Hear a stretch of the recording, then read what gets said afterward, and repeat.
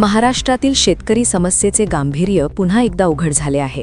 जानेवारी ते सप्टेंबर 2025 या केवळ 9 महिन्यांच्या कालावधीत 781 शेतकऱ्यांनी आत्महत्या केल्याची धक्कादायक माहिती विधान परिषदेतील चर्चेत समोर आली।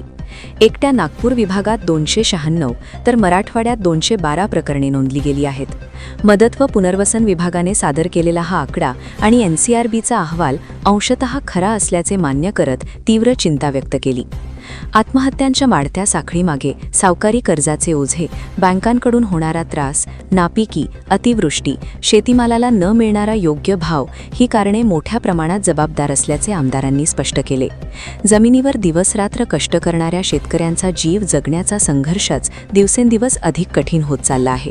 सरकारच्या कृषीविषयक उदासीन धोरणांमुळे तसेच बी-बियाणे, खते, कीटकनाशके यांच्या भाववाढीने आणि शेती खर्चात झालेल्या प्रचंड वाढीमुळे शेतकरी आर्थिकदृष्ट्या कोलमडून पडत आहेत। शिवाय कर्जमाफी योजनांमध्ये होणारा विलंब, कृषी विम्याचे अपुरे किंवा उशिरा येणारे लाभ यामुळे तणाव अधिक वाढला आहे।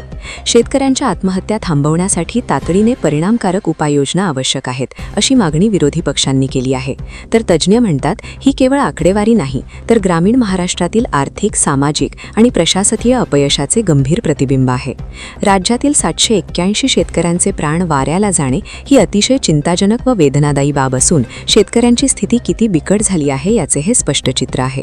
आता तरी सरकारने ठोस धोरणात्मक हस्तक्षेप करणे अत्यावश्यक असल्याचे कृषी क्षेत्रातील जाणकारांचे मत आहे।